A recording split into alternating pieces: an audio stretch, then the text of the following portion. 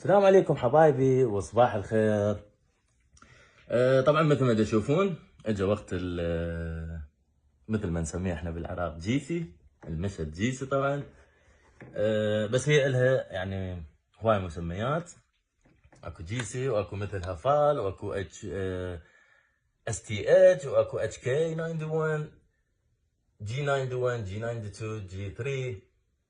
المهم اجت هواي اشكال طبعا، مو يعني بدول بس عربيه، بس اغلبنا اكو بعربيه واكو بالمانيا.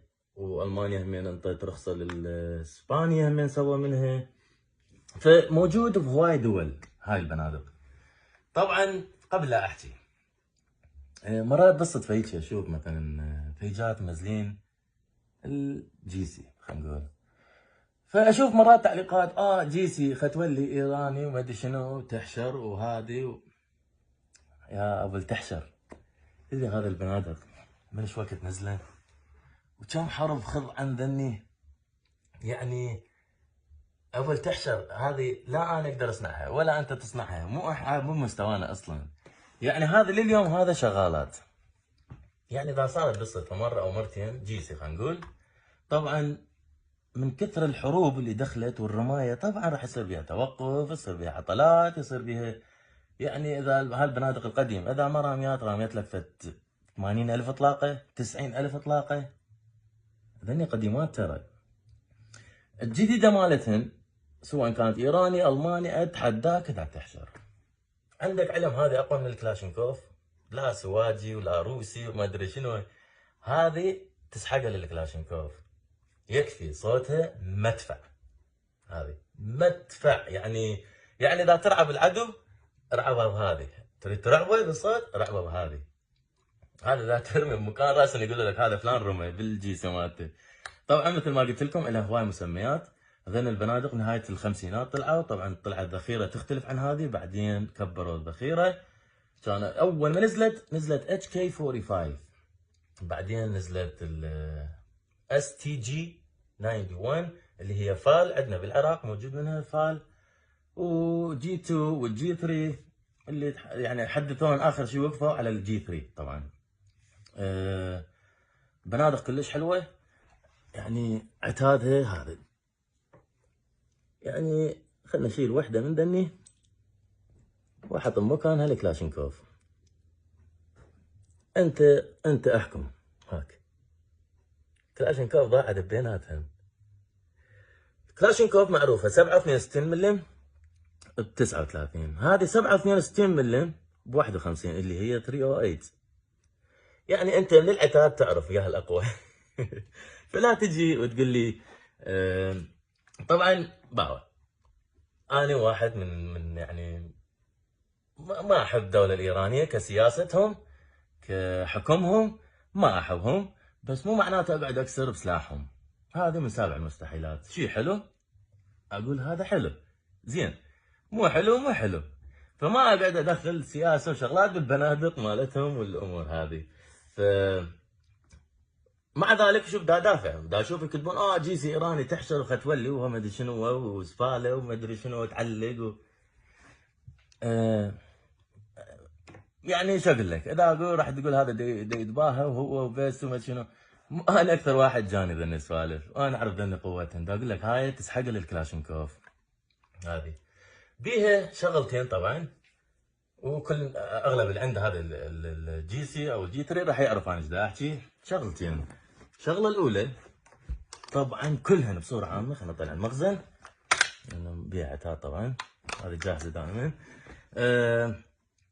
الاقسام مالتها، السحبه مالتها مصيبه. يعني كلش قويه، هي زينه ومو زينه. المو زينه تشوفها قويه تقول هاي يمكن خربانه، بس كلهن بصوره عامه هيجي. ايراني الماني فرنسي كلها هيجي. ليش؟ نظام البستم مالتها مال الغاز مسوي لك اياها قطعتين. يعني اذا تنتبه هنا هذه قطعه وهذه قطعه. طبعا من تسحبها، هم ليش مسوي لك هذا الشق هنا، تسحبها وتعلقها بالشق مالتها. من تخلي المخزن من تخليه هذا بس تدفعه اكلت طلقه هي، يعني بس تنتلها. وباثناء الرمي هذا بعد ما يرجع، لان هذا اكو بيها زرف، اكو شق هنا واكو بن هنا، هذا يعلق بعد ما يرجع، هذا دوره انتهى، هذا لقم اول طلقه انتهى دوره، كبس هنا يبقى عندنا هذا البستم يقوم يرجع يذب طلقه ويعطي طلقه ثانيه. هذه شغله ثانيه، ما انصح الرمايه طبعا بالحروب عامي شامي، انت راح تخسر ذخيره، راح تبذر ذخيره تبذير بالصلي. الصلي مالتها ما انصح بها، لانه الصلي مالتها كل ما ترمي كل ما ايدك راح تعلى، لان مثل ما قلت لكم العتاد مالتها مو عتاد عادي، انا يعني تتحمل، يعني راح تروح طلقاتك هدر، ما راح تصيب الهدف، يعني تخلص المخزن 20 طلقه ويمكن تضرب لك طلقه بالهدف او طلقتين بالعدو. ف دقه بالاصابه روعه بالمفرد. هذه الصلي مالتها ترفع فوق. هذه الشغلتين بس اللي ما حبيتها بالجي سي والفال، لانه العتاد مالته قوي، طبعا معروفه مثل ما قلت لكم العتاد مالته اللي هي 308. وهذا هو. تبقى عندنا مثلا شوف الكلاشينكوف ايش قد سهله بالتفصيل مالتها. طبعا هذه الامان مفرد صلي.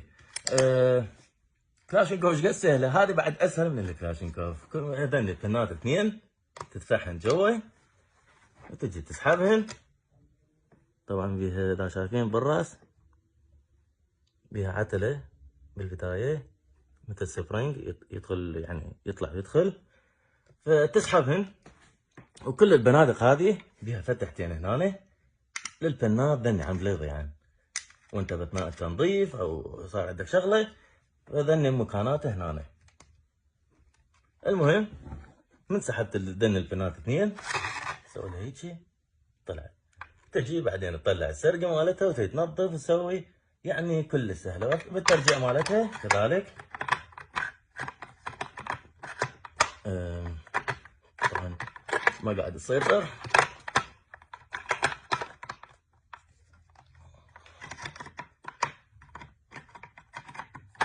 طبعا هذه جديده، يعني من تشوفوها بالفتح مالتها والسد مالتها جديده، يعني مو عبالك صايره مهوره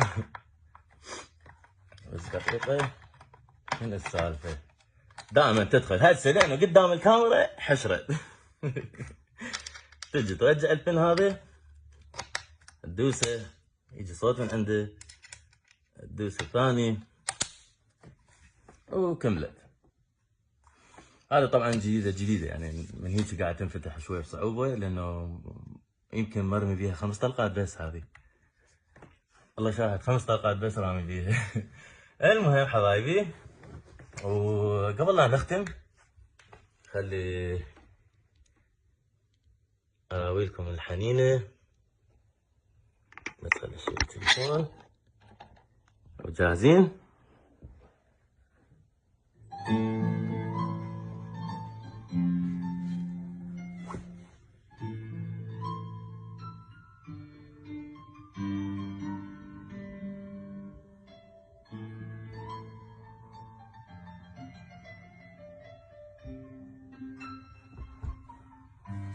طبعا فيها صورة ما ردت تبين. وتحياتي لكم وارجع لكم فيديو ثاني.